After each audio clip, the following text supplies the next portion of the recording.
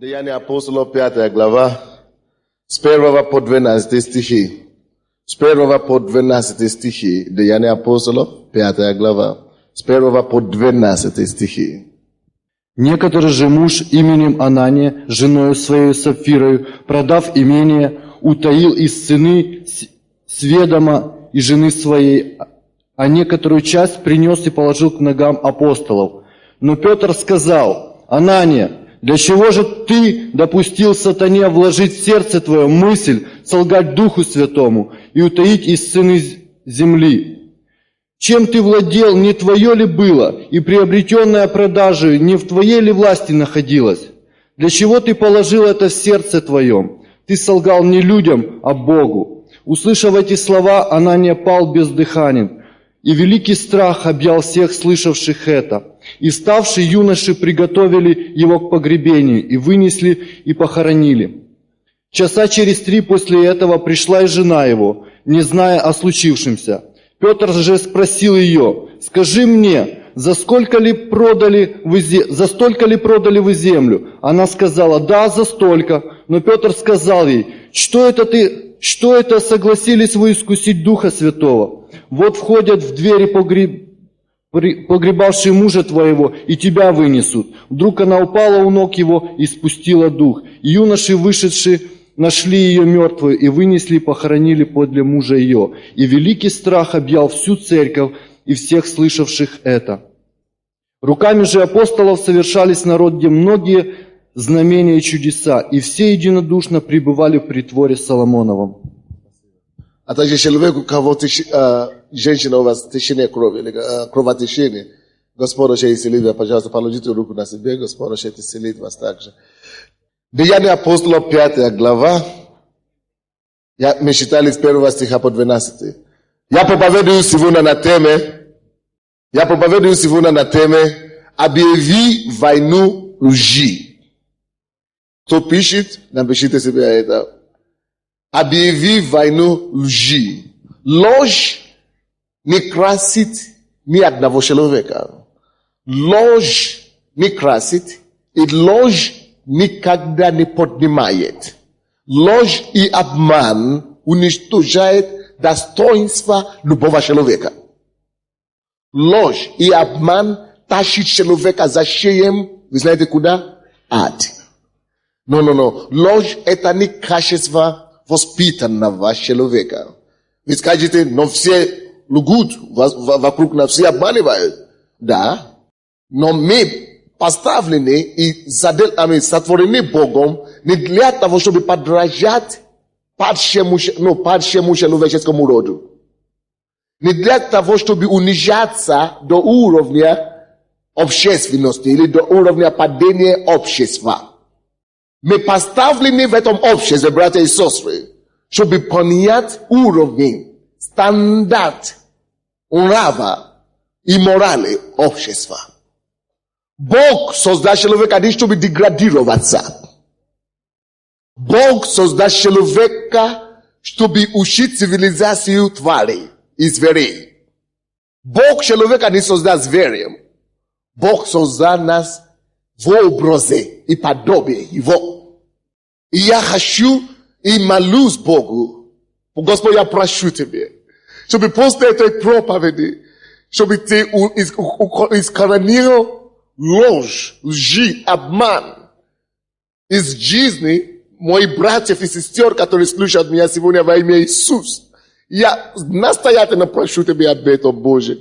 Делай это чудо среди нас. Если Ты можешь делать чудо исцеления, Ты можешь делать чудо освобождения, Ты можешь делать финансовые чудо, Ты можешь делать нравственные чудо также. Я прошу Тебя, делай это чудо, чтобы мы стали образцом слова «да», который есть «да», и «нет», который есть «нет».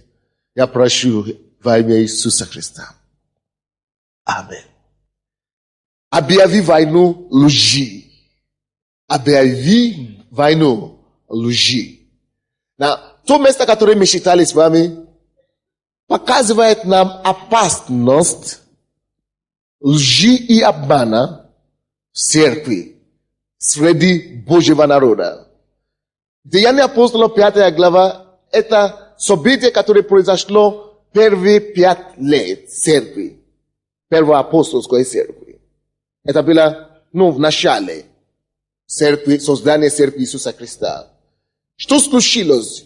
Если вы не будете считать раньше главы предыдущие, вам тяжело будет понять, почему здесь они вдруг должны принести что-то в церковь и должны умереть. Дело в том, что когда Дух Святой зашел на ученика в день Пятидесятницы, и после проповеди Петра родилась церковь Иисуса Христа. Это было рождение церкви. Когда Петр проповедовал в огне Духа Святого, 3000 человек сразу отдали свою жизнь Иисусу. И это было начало церкви. И они начали учить эти верующие, начали учить их Слово Божие. Библия говорит нам, что они все пребывали в учении апостола. То есть они, почему сегодня мы делаем основное ударение на изучение Слова Божьего? Потому что церковь Иисуса Христа была начата именно таким образом. Что в центре церкви всегда было Слово. Не слово человеческое, не философия, людское, не мнение пастора или какого-то еще духовного лидера. Нет, они пребывали в учении апостолов, учение Господа Иисуса Христа, учение, которое апостолы приняли от Иисуса. Вот почему мы приходим в церковь, чтобы слышать Слово Бога, чтобы никто из нас не пал в заблуждение. Почему вы задумывались, почему люди падают в заблуждение? Почему люди попадают в секты? Почему люди попадают в белое братство? Потому что они не базируют свое учение и свое служение на Слово Божие. Что случилось после создания церкви Иисуса Христа? Все люди были единодушно вместе, они ходили на служение. И была такая практика, чтобы люди давали имение или пожертвование, как мы сейчас делаем, да? Но как это началось? Откройте, посмотрите вещи чуть-чуть, в 4 главу, 32 стиха. 4 глава, 32 стиха. Это чуть-чуть вещи, чем того места, которое мы прочитали с вами. Мы прочитали с вами 5 главу. Посмотрите чуть-чуть вещи, 32 стиха предыдущей главы. Здесь написано такие слова. У множества же уверовавших, то есть верующих, как мы с вами, было одно сердце и одна душа. Что это значит? Это значит, что в церкви не было распри, и никто не дерется за свое. Действительно, церковь не должна быть место, где люди говорят, что это мое, вот, я такой, я такой. То, что происходит сейчас, что церкви начинают дерутся, это не пример церкви. Это не образец церкви Иисуса Христа. Церковь – это должна быть созидающаяся сила. Это должна быть сила, консолидирующая сила. Это то, что церковь, консолидирующая сила. Это то, что церковь должна быть. И в церкви Иисуса Христа, а первоапостольской церкви, написано, что у веровавших было одно сердце и одна душа. И никто ничего. Слушайте, у них единство было насколько высоко, на таком уровне, что написано, что никто даже ничего из имени своего же имени, но никто из них ничего из имени своего не называл своим, но все у них было общее. Вот откуда пришла идея о коммунизме. Вы когда-то слышали о том, что коммунисты цитируют Библию? Вы видели? Вы слышали когда-нибудь, что они говорят, что Иисус Христос сам первый коммунист. Я слышал такое, что они говорят, Иисус Христос первый коммунист. Потому что Он очень делает людям равноправными и так далее. Это правда до какой-то степени. Послушайте здесь. Это именно отсюда, когда Бог создал церковь, люди были насколько единодушны. Но вокруг чего? Не вокруг идеи, не вокруг идеологии, вокруг личности кого? Иисуса Христа. Они были объединены в Иисусе. Они были объединены переживанием, все происходило какой-то эксперимент в жизни. Все они пережили, возрождающую силу Господа. Все они пережили живого Иисуса. Все они испытывали Господа. И после такого переживания не тяжело людям быть едино. После такого переживания не тяжело людям иметь все общее. Потому что они говорят, они уже знают, что все то, что они имеют, это на самом деле не свое. Слушайте, братья и сестры, вы слышали свидетельство этого брата, африканца, который свидетельствовал? Он такой как я говорю, на ломаном русском языке, так. На ломаном русском языке. Но понятно было, что он говорит, как это я дам 75%, которые, $75, которые у меня есть. У меня больше нет денег. А Бог говорит, а эти деньги, кто тебе дал силу зарабатывать их? Не я ли? Видите, очень часто, когда мы имеем чего-то, мы начинаем думать, что мы сами хозяева. На самом деле, человек разумный понимает, что есть люди, которые умнее его, и все равно не могли зарабатывать эти деньги. Есть люди, которые умнее тебя, но не находятся на этом месте, где ты находишься сейчас. Это благодатью Божией. Даже есть люди, которые могли бы находиться, где ты находишься сейчас, но по какой-то причине, может быть, лежат в больнице. Или в психиатрической больнице вообще. Но Бог тебя сохранил и дал тебе возможность иметь эту работу. Больше того, еще дал тебе возможность зарабатывать деньги. Он дает тебе силу. Это Бог дает нам силу. И поэтому, конечно, слушайте, вы обращайте внимание, что у учеников и у верующих первоапостольской могло создаться такая атмосфера после того, как они уже были вместе долгое время в учении Иисуса Христа. Они понимают Бога. Они были глубокими людьми духе. Они были развитыми людьми. Они понимали, что все равно Бог не дал зарабатывать. Все равно это Бог не дает возможность, зарабатывать деньги. И поэтому Библия говорит, что они все были насколько развитыми, что у них не было духа эгоизма.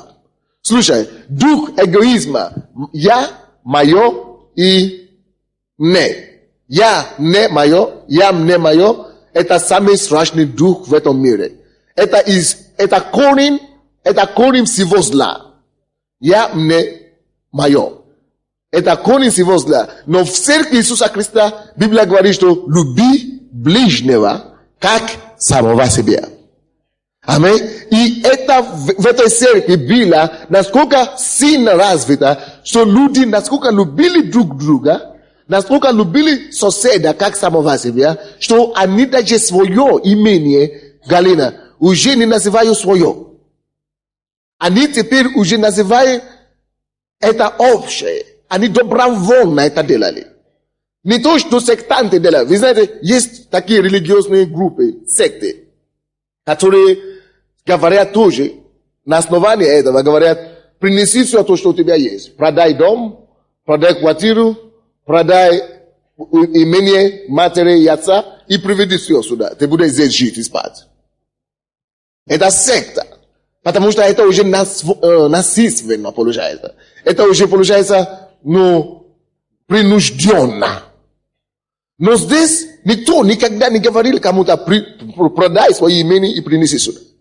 Но здесь была насколько сильна любовь к ближнему, любовь к соседу, что они были эгоистами больше. Они больше теперь хотят заботиться о другом человеке. Они насколько были охвачены решением Иисуса Христа, что им все равно, это мое или это твое. Вот что такая церковь. Любовь, где царит Бог. Где любовь царит. Где мы видим друг друга как сестра и братья. Откуда пошло такое? Потому что есть многие из нас, которые мы просто называем друг друга брат, сестра, но не знаем почему. Не просто терминология, традиции или какая-то просто обыкновение, просто какая-то как мы говорим, обещание или как мы... Традиция. Это не просто традиция, брат, сестра. Это потому что любовь Божья насколько сблизила всех нас, что мы не можем себя называть иначе, как братьями и сестрами. Вы понимаете меня? To je na samom dele mi bratja i sestre drug teper mi ljubim drug vo kak radnije. Bratja i sestre. I eta bila Деяния апостолов. И они имели все общее, написано нам так. 33 стих. Апостоли же с великою силою свидетельствовали о воскресении Господа Иисуса Христа. И великая благодать была на всех их. Слушайте, оказывается, что апостоли свидетельствовали, проповедовали силою. Оказывается, что церковь должна быть силой. Оказывается, что сила Божья должна действовать в церкви. Оказывается, что сила исцеления должна действовать в церкви. Оказывается, что сила освобождения должна действовать в церкви. Оказывается, что сила утешения должна действовать в церкви. Оказывается, что проповедь Евангелия должна сопровождаться знамениями и чудесами.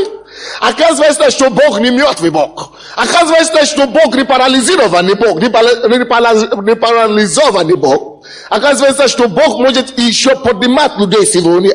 Оказывается, что поэтому Он начал церковь, чтобы люди, которые нуждающиеся, могли прийти к Нему. Оказывается, что церковь Иисуса Христа должна быть, плацдарм для проявления сил Божьих. Оказывается, что церковь Иисуса Христа должна быть туда, куда люди могут обращаться, когда им плохо. Оказывается, что это есть место утешения для угнетенных. Оказывается, что это есть место исцеления для обреченных. Оказывается, что это есть время исцеления для немощных. Место исцеления для немощных. Братья и сестры, Евангелие Иисуса всегда должна провождаться великою силою. Во всех направлениях, не только исцеление, но в утешении, облегчении. Потому что написано, к Римлянам 1 глава 16 стих. Кто пишет, вы можете писать, посмотрите дома. Написано, что я не стыжусь Евангелия Христова, ибо оно, Евангелие, благовествование Христова, есть сила Божья. Оказывается, у Бога есть сила. А эта сила в благовествовании. Я не стыжусь по этому Евангелию из Христова. Пускай пишут обо мне сколько угодно, сколько хотят. Пускай пишут, пускай говорят, что хотят. Я не стыжусь Евангелия Христова. Ибо оно есть сила Божия к спасению. Мы не уничтожаем людей. Евангелие не уничтожает людей. Евангелие поднимает людей. Евангелие спасает людей. Евангелие укрепляет людей. И Библия говорит, как апостол Павел, я могу присоединиться с ним. Я могу присоединиться сегодня с Библией. И говорит, я также не стыжусь Евангелия Христова. Ибо Христос умер за меня. Христос нашел меня, когда я его не нашел. Христос пришел в мою жизнь, вытащил меня, очистил меня. Он сделал меня человека. Я люблю его, я не стыжусь. Говорит об этом. Я не стыжусь Евангелия Христова. Если нужно сидеть в тюрьме, ради этого я посижу там. Я не стыжусь Евангелия Христова. Ибо это есть сила Божья к спасению всякому верующему. Это есть сила, оказывается. Бог, Он не мертвый Бог. Если Он Бог, зачем тогда его называть Богом, если Он ничего не может делать? Но с первоапостольской церкви Библия говорит, апостоли свидетельствовали с великою силою. Мы еще не видели силу, дорогие.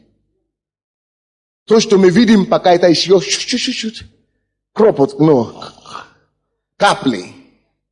Это еще не дождь. Придут дни, когда люди будут вставать с коляски. Уже встают, но это еще ерунда, это ничего. Придут дни, когда будут вырастать ноги. Отрезанные ноги вырастут. Придут дни, когда мы это увидим своими глазами. Потому что так было в Библии. Евангелие сопровождается именно такой силой. Итак, 33 стих читаем. Апостоли же с великою силой. Да, в нашей церкви есть сила, но это еще недостаточно великая. С великою силой свидетельствовали о воскресении Господа Иисуса Христа. И великая благодать bila nafsi ich. I kaneshna mi znajem što i velika je blagodat na nas сегодня тоже. Но тоже недостаточно эта благодать. Конечно, вы знаете, что такое благодать, когда незаслуженная милость. Ты приходишь сюда, тебе хочется отдохнуть. Да, я даже знаю некоторых людей, они ночью не спят дома. Не могут спать ночью. Они приходят сюда специально, чтобы спать. Как только что прославление идет, и закончится, о, слава Богу, проповедь начинается. Конечно, мне хочется, чтобы они слышали проповедь. Но иногда я оставляю их просто так. Потому что поделаешь? Благодать улаживает их. Ну, я, конечно, утрирую, но я просто имею в виду, что людям хорошо в Боге, в Доме Божьем. Даже есть люди, которые говорят, я выхожу из церкви, как будто меня накрыли, посадили. То есть летаю. Ну, конечно, потому что благодать в церкви Божьей. А люди говорят, люди, которые первый раз, а чего так танцуют, а чего так плясают, что весело им, а чего тут радоваться? Там-то и бело-то. Что в миру, для того, чтобы люди радовались, надо, чтобы обязательно под имикатом каким-то, либо под этим делом, либо каким-то еще. А тут натурально, все это идет, а ты еще недоволен. Ну тогда сиди дома. Конечно, мы благодарны Господу, конечно. Мы благодарны Господу, что Он есть в нашей жизни, что Он привел нас к истинному Богу, к новозаветному Богу, библейскому Богу. 34 стих говорит нам, не было между ними никого нуждающегося. Видите? Не было между ними никого нуждающегося. Ибо все, которые владели землями или домами, продавая их, приносили цену проданного. Они продавали свои имения, чтобы обеспечивать другим, у кого нечего. И 35 стих, и полагали к ногам апостолов, и каждому давалось в чем кто имел нужду. Если бы мы это делали сегодня, я представляю себе, что написала Бекиевская ведомость. Или как эта газета, которую последний раз написали у нас? Регион, наверное. Они бы писали, о, вот это негр приехал. Он точно уже все. Люди к нему на подагах его приносят деньги. Если бы церковь, послушайте, если бы церковь Деяния апостолов была бы сегодня, их бы все распяли бы, конечно. Их бы уже все, выкинули бы их со страны. Им бы не давали визу.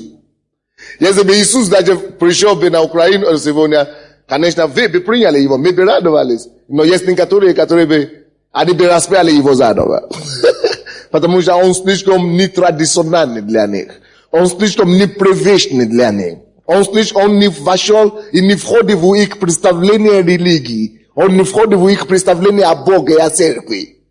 Они хотят ему служить. Если он пришел сегодня, они бы его не приняли. Не, мы христиане. Мы крещены здесь, а ты какой-то чужак. Иисус, ну отойди отсюда. Какой Иисус? Я просто, конечно, говорю пример. Что то, что было в Деянии апостолов, как мы можем знать Иисуса? Как мы можем знать настоящую церковь? Какую она должна быть? Читай Библию. Там написано черно-бело. Они принесли не потому, чтобы обогащать апостолов. Не чтобы апостолы ездили на БМВ и на Мерседеса. Но чтобы они прежде всего обеспечивали нуждающимся. Вы слышали, да? Чтобы прежде всего обеспечивать нуждающимся. И поэтому в результате этой акции написано, что не было нуждающихся среди них. Не было. Служба милосердия среди них очень хорошо работала. У нас тоже есть служба милосердия. Братья и сестры, которые занимаются этим, вы слушаете сейчас? Мы собираем пожертвования здесь. Конечно, к сожалению, 35 от 35-40% идут на погашение аренды. Но какой-то процент идет тоже на милосердие, на обеспечение членов церкви. И не членов церкви тоже.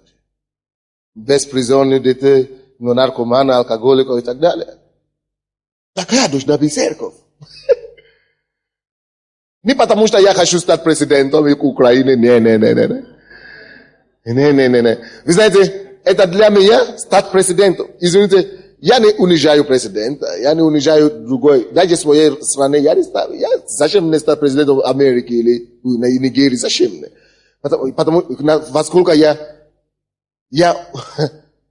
зачем мне пуститься из высшей должности в нижней? Я не пойму.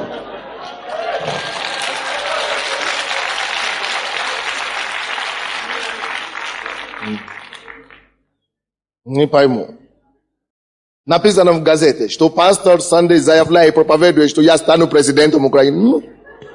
Примитивно. Вы не читали? Я читал. У меня даже в сумке есть эта газета. Я читал. Сказали, что я проповедую, голосую. Ерунда.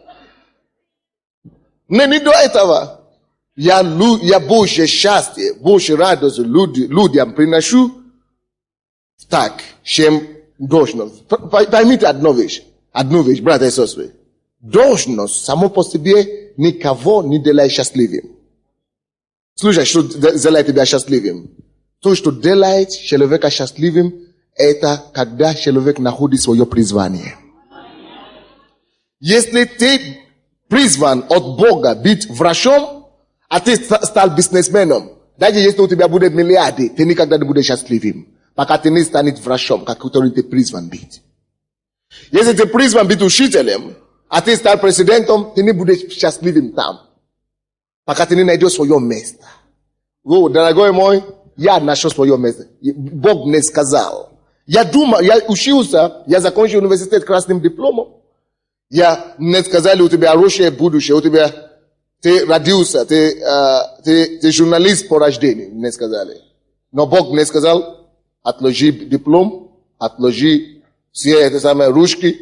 Зачем тебе распространять худые новости, плохие новости по телевизору, когда я призываю тебя быть проповедником благой вести? Так что пускай журналисты успокоятся. Они мои коллеги, я не обижаюсь на них, я люблю их. Мы научены так, сенсацию поднимать. Чтобы газета покупалась. Но, конечно, я не сомневаюсь, что дни придут, когда страна будет обращаться, может быть, не к нашей церкви, но к каким-то другим церквям, когда страна начнет сама взывать. Дайте нам верующего президента, дайте нам верующих правителей, потому что будет разница в народе. Народ начинает видеть, кто на самом деле верующий, порядочный, кто на самом деле служит Богу, и кто не служит Ему. И люди сами будут голосовать за верующих депутатов, за верующих чиновников. Только за верующих. Это время докажет. И время расположит все свое время. Но зачем мне? Я уже такой должность. Лучшего начальника ты не можешь мечтать вообще, чем Бога. А я у него прямо в штате.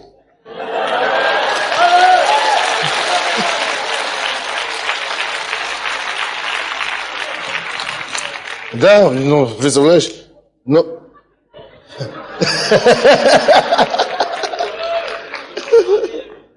Представляете себе такого начальника, который тебе даст зарплату здесь на земле?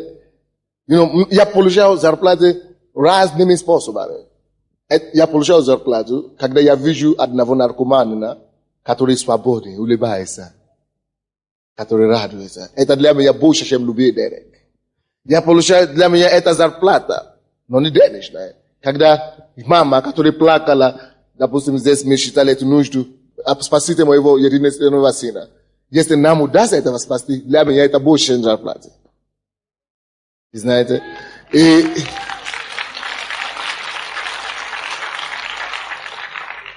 это счастье для меня, когда бизнесмен приходит, мой бизнес был в банкротстве раньше, я пришел в церковь, опять заказы пошли, опять процветание пришло. Для меня это счастье. Потому что я знал, что если бизнесмен будет процветать в церкви, я тоже буду процветать. И церковь будет процветать, и мы можем делать Божье. Для меня вот это, где моя зарплата, потому что я в моем призвании.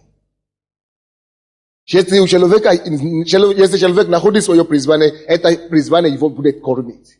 Это призвание его поднимет. Это призвание сделать ему имидж и сделать ему имя. Только надо найти свое место. Короче, эти люди здесь, они собирали, написано, не было между ними никого нуждающегося. Это я считаю 34 стих. Ибо все, которые владели землями и домами, продавая их, приносили цену проданного и полагали к ногам апостолов, и каждому давалось, в чем он имел нужду. Итак, я потом прочту дальше. Может, кто-то скажет, о чем мы говорим? Вроде бы мы проповедуем о лжи, почему? Причем тут? Но я думаю, что просто Бог видно, наверное, нам нужно это сначала послушать, потому что я чувствую, что я должен больше говорить об этом. Потом мы дойдем до лжи. Но здесь люди были верующими на самом деле. Они принесли не только десятину. Вы слышите? Сейчас по церквям, по всему миру, мы насколько застеклись на это десятину. Только 10% люди приносят. Даже и это десятину даже мало кто не приносит, даже из членов церкви. Но в Деянии апостолов люди не только приносили десятину, кроме десятины, люди еще пожертвования принесли. И мы тоже несем пожертвования, но у них пожертвования было больше, чем десятина намного. Это было то, что у них было изобилие личное, они давали Богу, они давали нуждающимся. Я читал одну статистику, которая говорит, что только с 3% до 35% верующих платят десятины. Когда я еще как это 3% платят регулярно десятины в своей церкви. Я говорю, нет, моя церковь не такая. Гордость так, задела. Что нет, наши люди знают больше, как это 3%. Они говорят, максимум, где люди платят хорошие, где люди сами дисциплинированы в церкви, платят только десятину 35%. Представляете себе? И я говорю, что я проведу такой эксперимент однажды в нашей церкви. Я просто спрашиваю, не для... Я вас не знаю по лицу. Я даже если я вас знаю по лицу, ничего страшного. Я просто отвел. Просто интересно. Сколько процентов в нашей церкви действительно платят десятину Богу, дает десятину Богу. Не разом, а регулярно. Если вы не работаете, это не ваша вина. Украина, экономика такая, страна такая. Если у вас нет возможности, чего. Но я бы хотел знать, просто давайте закроем наши глаза, просто для меня, чтобы не смотрели вокруг. Кто действительно регулярно, на регулярном основании дает десятину. Регулярно, честно, только перед Богом. По-моему, у нас 35% есть. Неплохо. Аминь. Слава Богу. Неплохо. У нас, значит, хорошо идут дела в этом направлении. Люди более добросовестны. Но слушайте, здесь читаем дальше. 36 стих. Итак, Иосия, прозванный от апостолов Варнавой, что значит сын утешения, левит родом киприанин, у которого была своя земля, продав ее, принес деньги и положил к ногам апостолов. Это Варнава продал свою землю, личную, которая у него была, и принес деньги. Слушайте, сейчас мы начнем нашу тему. Когда Варнава принес свои деньги и положил к ногам апостолов, 5 главу сейчас, посмотрите 5 главу. Первый стих. Некоторый же муж именем Ананиас, женой своей, Сапфирою, продав имение, утаил из сцены, сведома из жены своей, а некоторую часть принес и положил ногам апостолов. Это продолжение. Так, вы поняли, да? Что было дело здесь? Дело было в том, что пока другие люди продавали свои вещи и приносили, Анания и Сафария, муж и жена, им было неудобно Что у нас тоже есть богатство. Другие люди приносят, а мы не приносили ничего. И они тоже дали, я верю, что то, что практика здесь была такая практика, чтобы люди давали как бы обет, да? Ну, обет Богу, что Господь, я дам тебе это, я умею это, и я принесу это тебе. И они тоже дали обет, что они продадут их землю и принесут всю сумму Богу. Всю сумму Богу. Но когда они продали, конечно, наверное, они подошли к апостолам, помолитесь за нас, чтобы продалась наша земля. И чтобы продалась за хорошую цену. И, конечно, апостолы, наверное, помолились за них. Хорошо. И они настолько удачно продали эту землю, продали эту землю, что столько сумм они не ожидали. Допустим, они хотели продать квартиру или эту землю за 30 тысяч. Они продали за 70 тысяч. Это деньги. Ну, как это? Ну, что? Сафира, послушай. Все 70 отнесли Богу. Но мы же рассчитывали на 30. Продали за 70. Жена говорит, мы же уже Богу дали слово, чтобы всю сумму принесем. Всю цену. Да, но мы же думали, что 30 будет стоило будет. А тут 70. Она скажет, да, но они же помолились за нас, чтобы мы удачно продали. Это же Бог дал. Если Бог дал 70, значит, это же Он. Не. Все-таки, давай подумаем. Но нам же тоже нужно, посмотри. Мы же тоже, жить надо. За что жить тоже.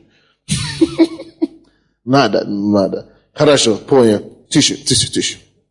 Ну, конечно, Бог Богом, конечно, церковь Бог, но 30 тысяч и 70. Разве это тоже плохо? Но это неплохо. Ну, половину.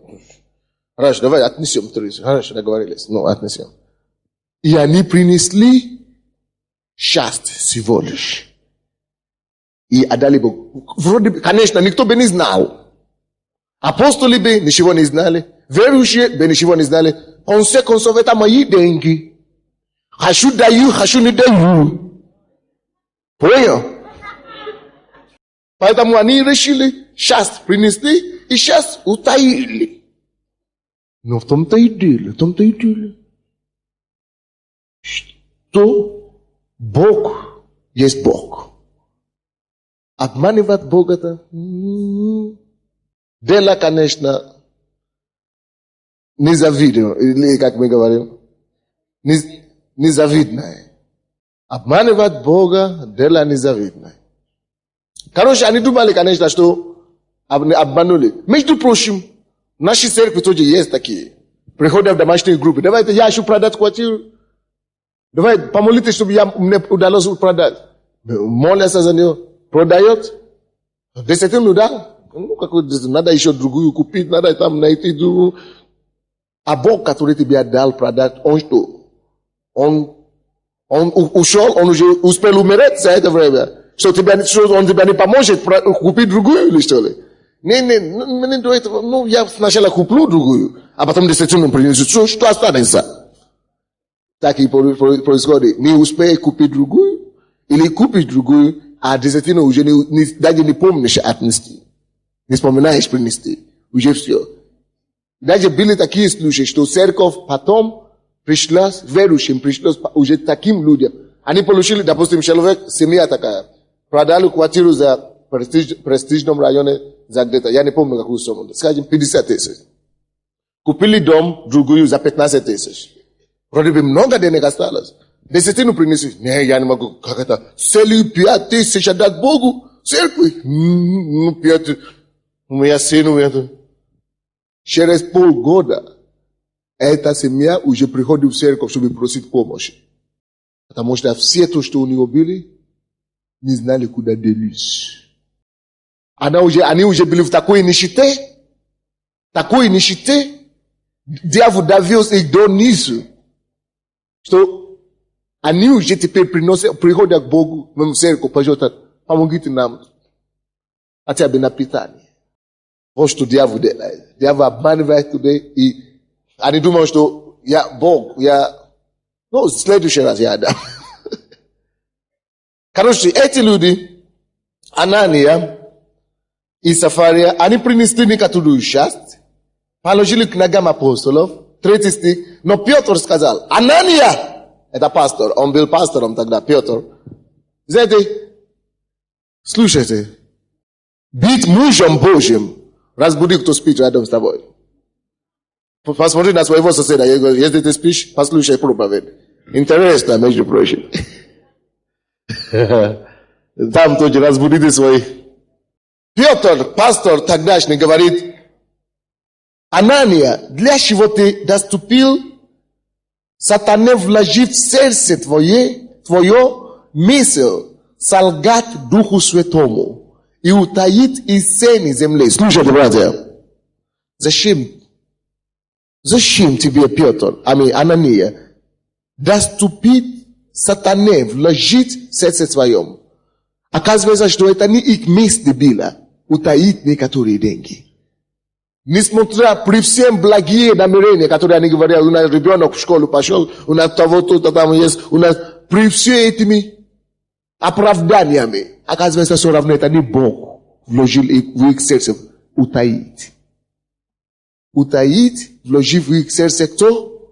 Сатана, дьявол. Зачем ты допустил сатаны? Братья и сестры, слушай. Дьявол ничего не может делать с тобой, если ты его не допустишь.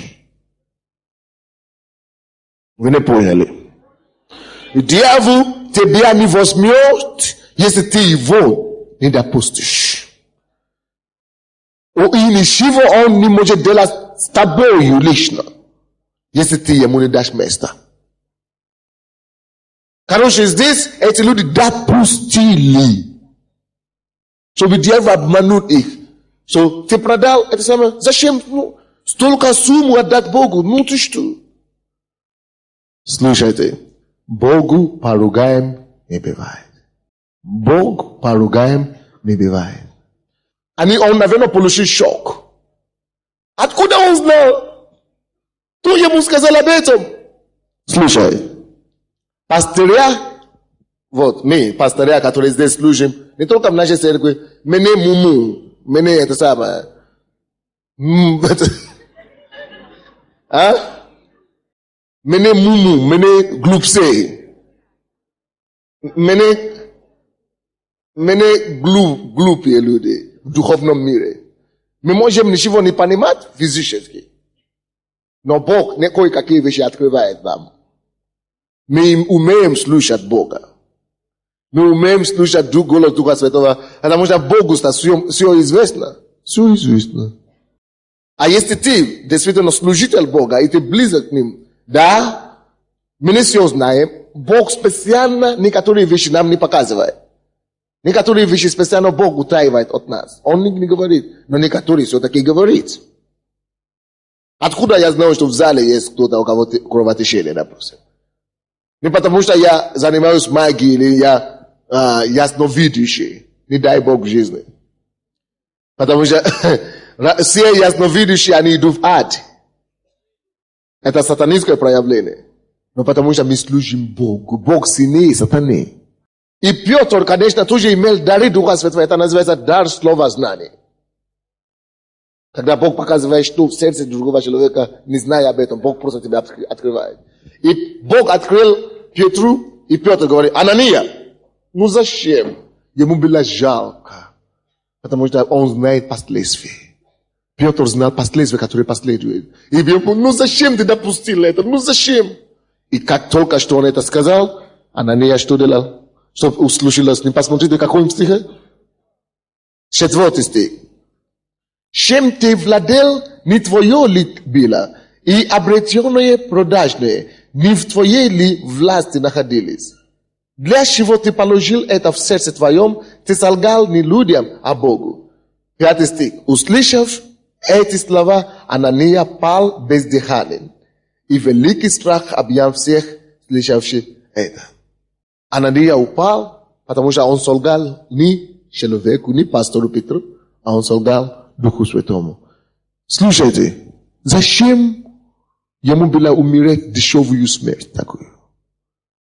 Безобидную смерть. Можно было жить Это же все в конце концов его деньги. Это твоя десятина, все равно. Но кушай на здоровье, не дай Богу ничего. Но даже если бы они сказали: Господь, мы даем тебе только 10%. Это честное слово. Иисус говорит: да, твое слово будет да, твое да будет да, твое нет, нет. Но причина, почему он упал и его жена упала, они умерли, вот это только потому, что сказали одно и делали совсем другое. Что это, как это называется? Ложь. Если бы они сказали Богу: Господь, я тебе дам только 20, допустим, или 50%. Понятно? Или если бы сказал: Господь, не получилось, я прошу прощения. Я обещал 50%, я принес 30%. Ну, прошу прощения. И потом я отдам. Честное слово, Бог это знает. А тут доказывает, что нет, мы за столько продали.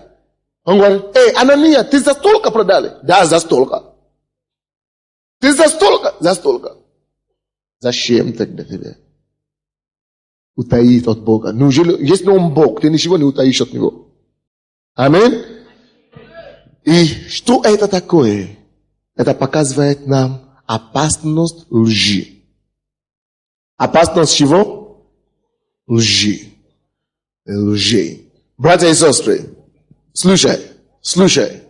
Если Бог спас нас от мира сего, Он понимает также, что ложь опасна для нас. Почему люди сегодня, они умирают? Вот так, как Анания упал и сразу умер. И его жена тоже пришла, она упала и сразу тоже умерла. Почему сегодня люди не падают и не умирают так? Слушай, если бы это даже произошло, меня бы посадили на следующий день. Они сказали: это негр убил его. Бог знает, что он делает. Но слушайте, даже если человек сегодня не умирает физически, так, хуже происходит духовно с ним. Вы понимаете? Это доказывает нам, что есть последствия греха лжи. Всякой лжи, на всякой лжи есть чего? Последствия. Откройте, пожалуйста, Притчи, 19 глава. Притчи, 19 главу. Притчи, 19, 5 стих. Когда я пришел в церковь, я слышал: иди покайся, выйди, буду каяться в своих грехах. Я говорю: у меня нету греха. Я не пью, я не курю, я не... Но когда я говорю: я не пью, я не пью, где-то там внутри, но ты обманываешь иногда. Я говорю: нет, только на благую я обманываю, только по необходимости я обманываю, только, чтобы спасать человека, чтобы... ложь говорю только, когда это необходимо. Слушай, всякий человек, который лжет и который говорит ложь, он тоже думает, что это необходимо, чтобы скрыть свое лицо или что-то другое. Всякий человек, который обманывает, он тоже думает, что это необходимо. Если бы это не было необходимо, он бы не лжал. Аминь. Когда я покаялся, когда я пришел к Богу, у меня были два вот такие грехи, которые я знал за собой. Это ложь вот такие, хорошие, белые ложь, как мы говорим. Белые ложь или желтые ложь, я не знаю. Но не важно. Белый ложь и еще другой какой-то грех там был. Два были. И два, их обои я не считал за грехом раньше. Я не знал. Хороший, я понял. Потом я говорю: Господь, конечно, я не думал, что ложь это вообще-то грех, но раз ты говоришь, что это, наверное, плохо, что поделать? Я каюсь все равно. Братья и сестры, я вам скажу, никто не свободен от этого. Но почему я даже боялся каяться во лжи? Я думал, все равно я не прекращу. Не получится. Я даже подходил к верующим и говорю: неужели вы уже не обманываете? Вы уже не обманываете? Неужели? А бизнесмены, вы же занимаетесь бизнесом, как это вы обходитесь? Невозможно же. Кто-то говорит: Mimi обманываем. Как это? Не верю вам. Не верю. Но, конечно, у меня получилось, что не за один день, конечно. Это все ушло. Но я вижу, что я хожу с Богом, тем больше я хожу с Богом, тем больше Он меня ощущает и усовершенствует. И на сегодняшний день я не помню, когда я последний раз обманывал. Бывает так, что я что-то сказал, и, может быть, потому что я не знаю, или я не помню, или просто преувеличивал. Потом я начал молиться: Господь, освободи меня тоже от этого, чтобы преувеличивать. И Бог тоже освободил от этого. То есть возможно, если просто мы откроем наше сердце для Господа, все возможно Ему. Аминь. И посмотрите, пожалуйста, 19 стих, 19 глава, 5 стих. Написано такое: лжесвидетель не останется ненаказанным. Слушай, еще раз. Лжесвидетель не останется ненаказанным. Слушайте, братья и сестры. Всякий, кто говорит ложь, всякий лжец и всякий обманщик не останется ненаказанным. Рано или поздно. Рано или поздно. Рано или поздно есть наказание на каждый обман. Вот почему, допустим, тот Анания и жена, они умерли тут же. Суд их не пришла на них тут же. Так? Но есть некоторые, которые не приходят сразу. Но все равно они пожнут наказание. Лжесвидетель не останется ненаказанным. Может быть, ты думаешь, почему у меня такая судьба? Почему мне так не везет? Ну, не везет. Вроде бы я не плохой человек. Но я не хуже другого. У того получается, хотя он хуже меня. А почему меня не идет дела? Слушай, может быть, из-за эти лжи, маленькие, мелкие, твои, за них ты даже уже сам забил. Но в духовном мире это не забивается. Ты что? Что человек сеет и пожнет? Вот почему тебя и обманывают. И тебя обманывают. Есть два последствия лжи. Два последствия лжи. Кто пишет? Первое последствие лжи — это то, что есть наказание от Бога. Это любому лжесвидетелю. Есть наказание. Конкретное наказание, когда ты лжешь. Второе последствие лжи — это заключается в том, что человек посеял, то и пожнет. Хочешь, не хочешь. Хочешь, не хочешь. Что человек делает, если ты делаешь людям добро, ты пожнешь добро.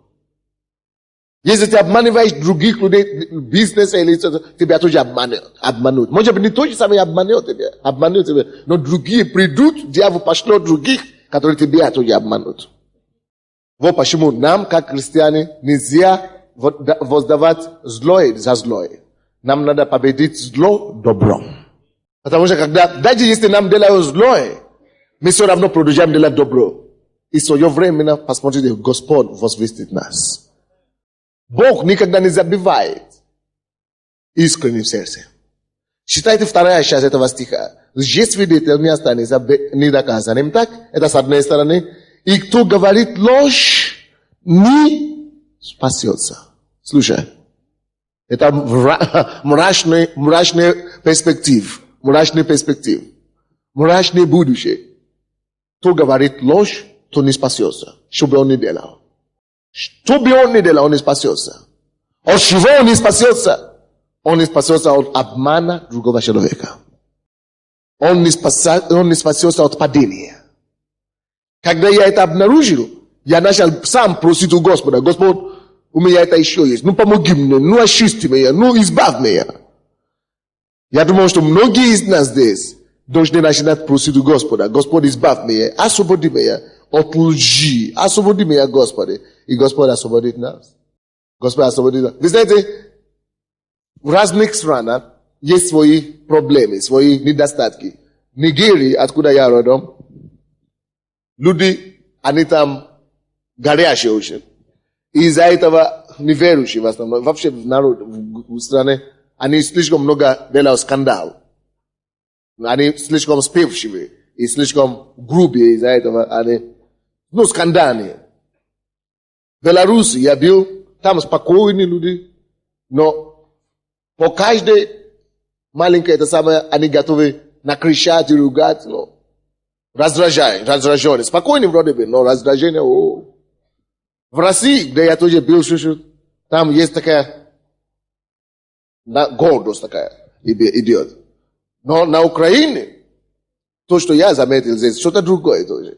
Здесь я заметил, что это здесь совсем другая проблема. Проблема, которую я видел на Украине, в том, что здесь слова очень дешево стоят. Здесь. Слова очень не стоят ничего. Люди любят говорить много, а потом говорят, я забил, или я... Что есть, потом делают только 1% из всего сказанного. То есть много любят обещать, а потом мало делают. Конечно, я не говорю про церкви. Я говорю про миру, то, что я видел. Даже церкви иногда приходит, встречаться с такими вещами. Но, что поделаешь, мы меняемся постепенно.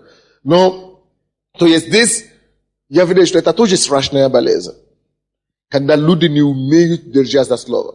Люди говорят тебе много, вроде бы хорошо все. Ты садишься, между прочим, украинцы любят хорошо, они умеют говорить.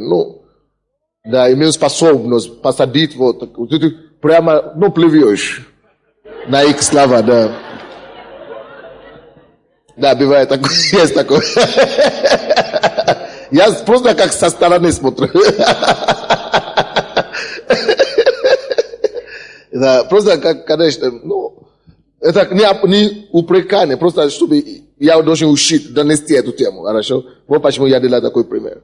Вот. Потому что я работал на телевидении, и там были разные люди из парламента везде. Но такие, тут, конечно, лучше на самом деле 7 раз отмерить. Серьезно. Или отрежь, или как мы говорим. Да. 7 раз отмерить, сначала прежде 7 раз отмерить, отрежь. То есть, точно это слово работает здесь. То есть, люди любят говорить много, а только мало из них делают. Но это противовес то, что христиане должны делать. Христиане, Библия говорит нам наоборот. Откройте этот Евангелие от Матфея. Евангелие от Матфея 5:37. 5:37. Матфея 5:37.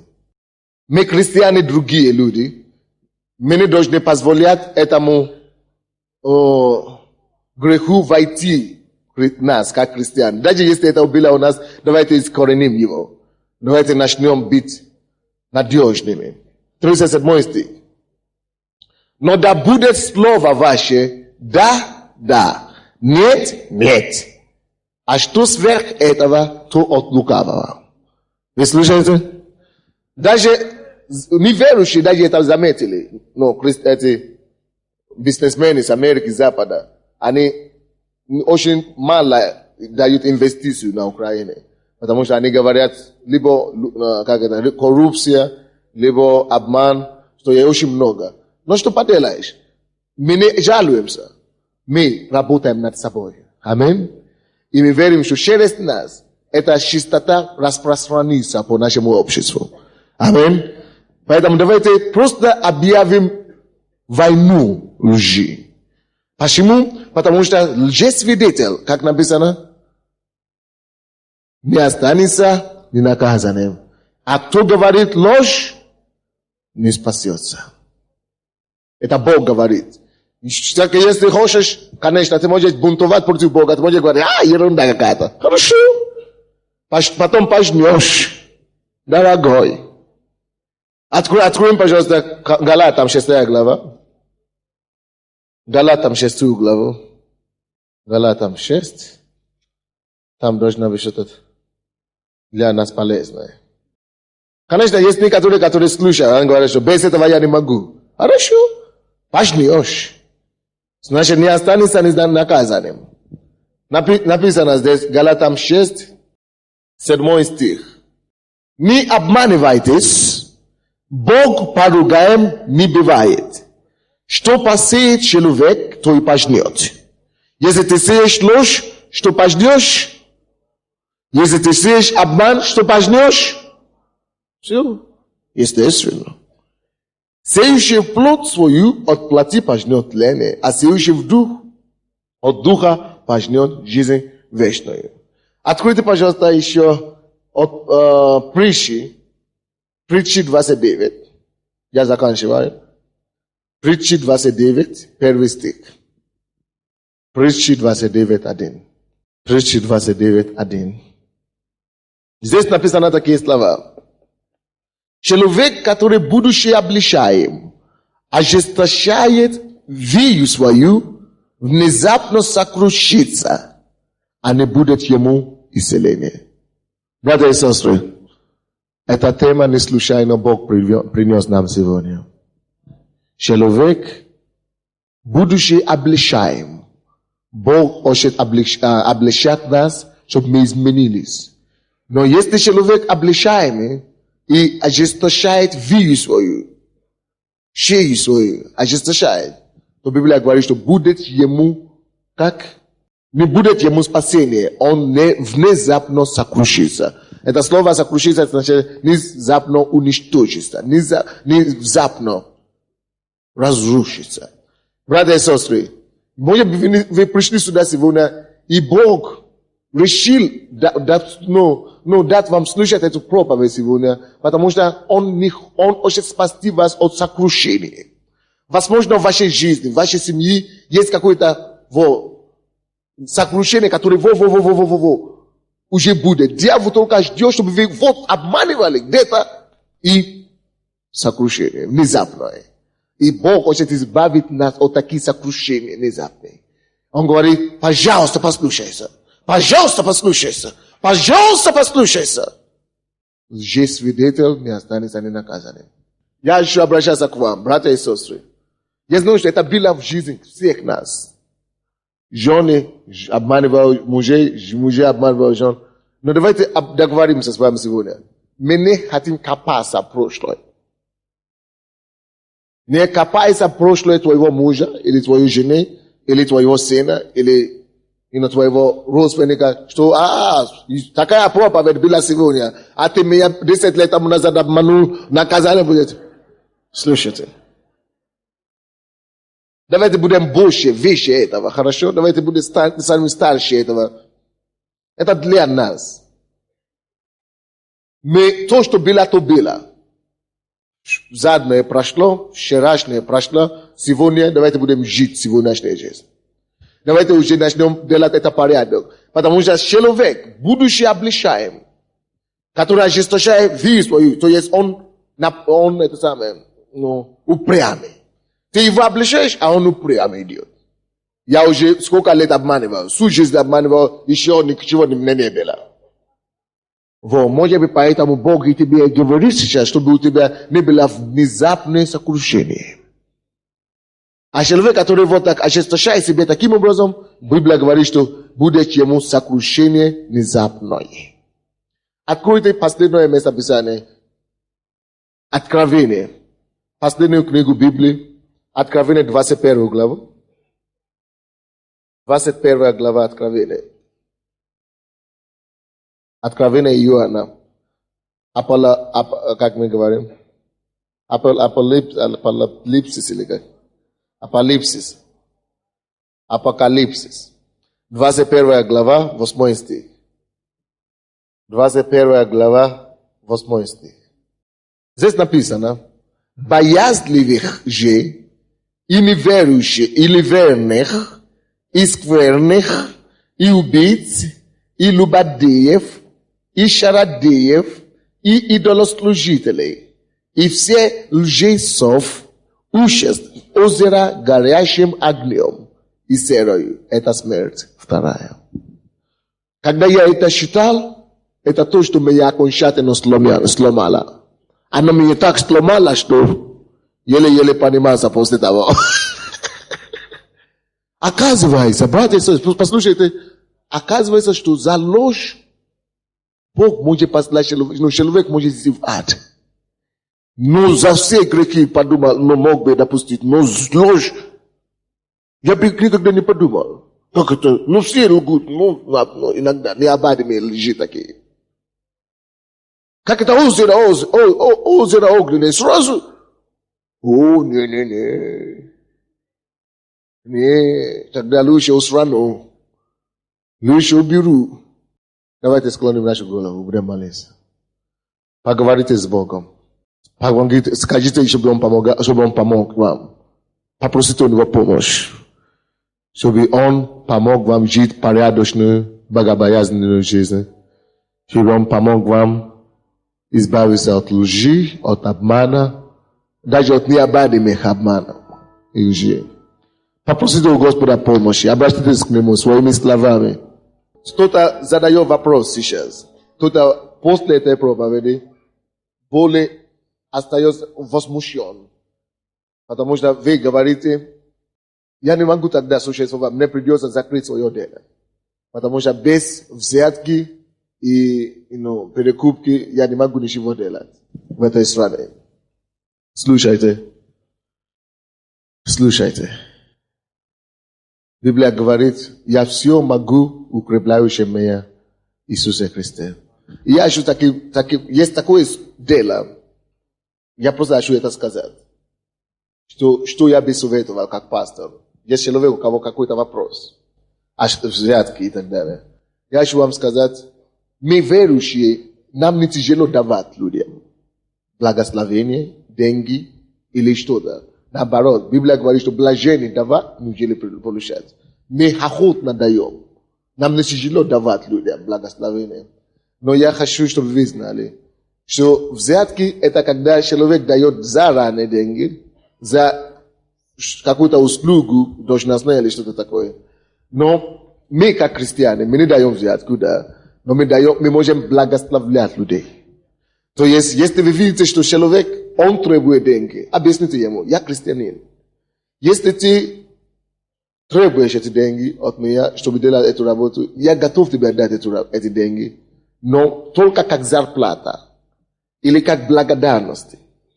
После того, как работа уже сделана. Я не могу дать, чтобы работать, потому что это против Конституции, это против закона.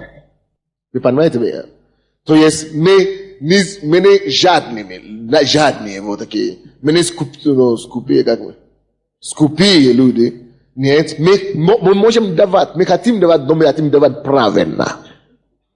Вы слушаете, да? Я просто чувствую, что кто-то, у кого-то были эти вопросы.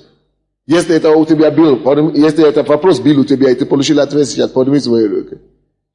У вас был этот вопрос? У вас тоже был этот вопрос? У вас был этот вопрос? У вас был? На балконе тоже был этот вопрос. Так что Бог хотел ответить на эти вопросы людям. То есть мы можем благословлять людей. Не даем взятки, но мы благословляем людей. Вы поняли, да? Не даем. Может быть, то, что они просили. Если он считает, что это то, что ему стоит, чтобы делать работу. Это то, что ему надо, чтобы делать эту работу. Дай ему. Ну, действительно, если человек делает что-то для тебя, ты должен благодарить, ты должен дать, ты должен платить за это. И христиане, мы желаем больше давать, чем низкие люди. Но мы должны это делать правильно. И тогда это не будет обманом или лжи. Вы понимаете меня? Поговорите с Господом. Каждый говорит с Богом. Господь, помоги мне избавиться от всякого греха. И от лжи и обмана в том числе. В моем бизнесе, в моей работе, в моей семье. Научи меня, Господь, жить и строить свою жизнь на основании истины. Я не хочу внезапно разрушаться, сокрушаться.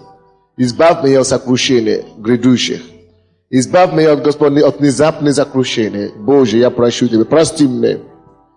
Если ты не был верен в десятине, пожертвования, как Анания и Сафира, попроси у Господа. Скажи, Господи, я прошу Тебя, ну сегодняшнего дня даю Тебе слово.